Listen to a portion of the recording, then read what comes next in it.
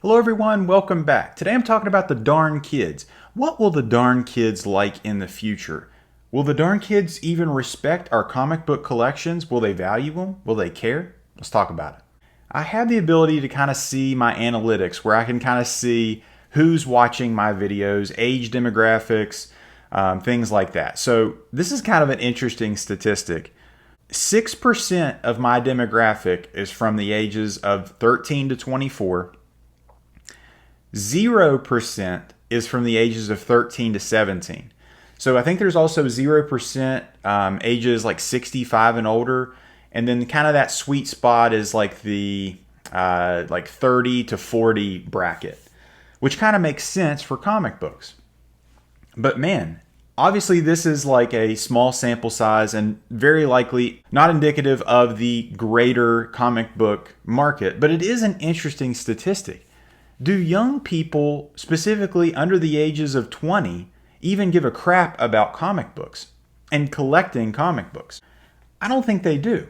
I think a lot of this starts with the local comic book shop and kind of the decline of that. So if you're a kid, how are you affording a pull list, a $4, $5 pull list weekly at your comic book shop? I don't think it's possible. A lot of the comic book buyers are people my age, in their 30s and their 40s, and a lot of it is based around the nostalgia of going to those comic book shops when they were the kids that we're talking about's age. Many comic book buyers, specifically of new comic books, are buying it based on nostalgia and not based on the quality or what even the story is or what a book is. So it's just gotten me to thinking, if new comic book day books, the physical books, start declining and start, failing in sales, and then comic shops kind of slowly go the way of the dodo bird as well, what happens to comic books overall? Specifically, will kids value these keys and these comic runs and these treasured items that we hold near and dear? Will they value them in the future? It's interesting to think about what a future generation will have attachment for or nostalgia. So kids today, they're playing video games. That's what they're doing. If you gave a kid an opportunity to have a $60 comic book key, like a nice Silver Age key for $60, or you got to buy the new Marvel Avengers video game for PS5 or whatever for $60, which one are they going to take? They're going to take the freaking video game every single time. It's not even close. So from a speculator's perspective, somebody that's trying to catch the zeitgeist of what kids care about now so that they can flip those things they care about to them in the future, crazy to kind of think about. It's like Fortnite. Okay, well, all the kids are playing Fortnite.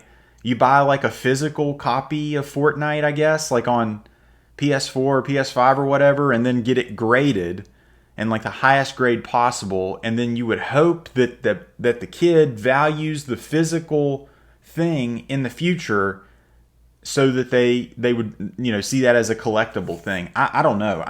To play that game is so risky, so expensive, just straight up gambling.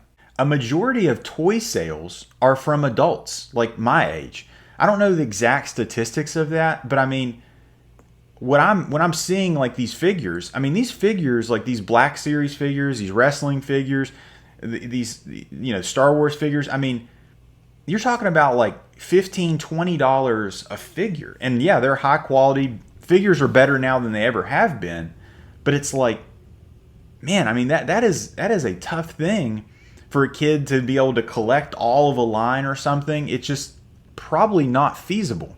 Also, do kids value physical things right now? So the MCU and Marvel stuff and DC shows, they've never been bigger. As far as public consciousness, superheroes are the it thing. The question is, do kids care about where these heroes come from? So I know a lot of people read digital comics. I know a lot of people, collect, have a digital comic book collection, and as well as the rise of NFTs and that virtual digital space.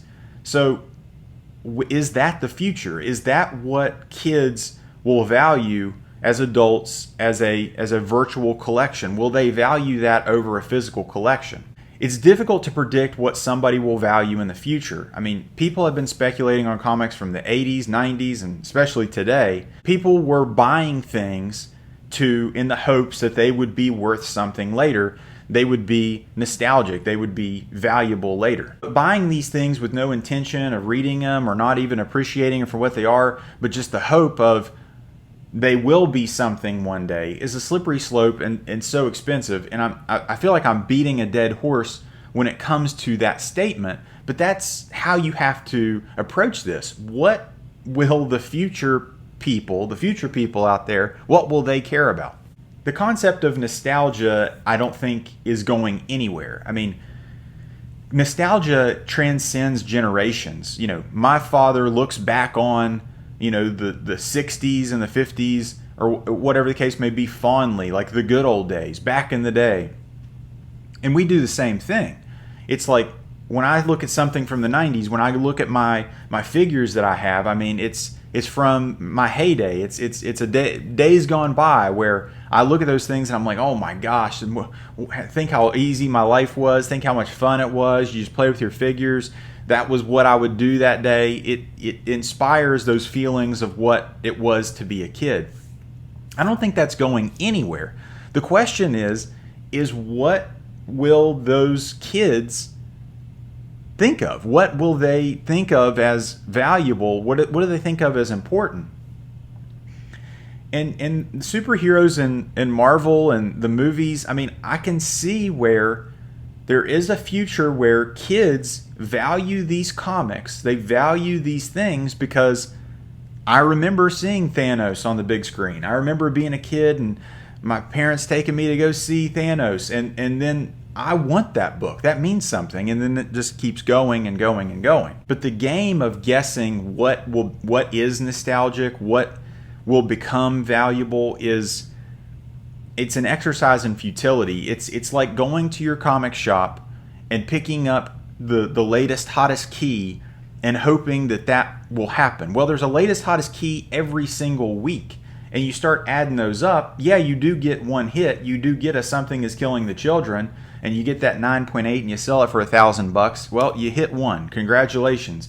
But all those other $4 books, those $5 books, they start adding up, and it's like you've lost money.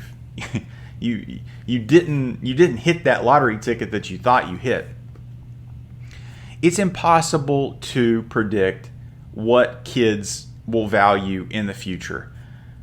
It basically comes down to, you hope that the kid, even if your kids, you hope that your kids value what you have or what you valued earlier in your life, and you would hope that passes down. So the only way you can really do that is through educating them, telling them why this is important, why this is cool.